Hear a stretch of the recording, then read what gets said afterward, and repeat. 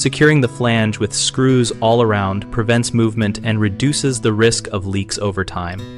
A properly installed flange requires screws in every available mounting hole to distribute load evenly and maintain a consistent compression of the seal. Start by cleaning the mating surfaces and inspecting the flange for flatness. Any high spots can concentrate stress and cause gaps. Use a torque sequence that alternates across the flange to bring the fasteners up in stages so the gasket seats uniformly. Tighten to the manufacturer recommended torque if available. Otherwise, snug progressively until the seal is even.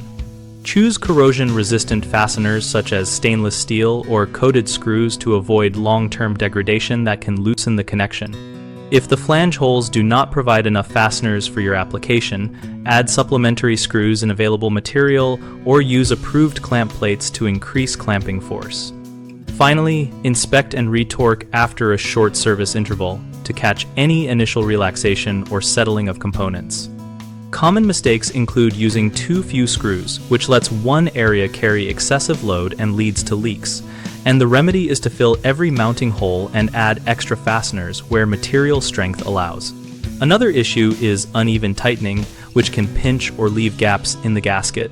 Avoid that by following an alternating torque pattern and tightening in stages. A third frequent problem is choosing the wrong fastener material, so corrosion weakens the joint over time. So, select corrosion-resistant screws and consider protective coatings or sealants on threads. BigHomeProjects.com connects homeowners with local contractors related to flanges, plumbing, and sealing work to help find professionals for installation or repair. We also help contractors find jobs and participate in our discussion community where we and other members share tips and experiences.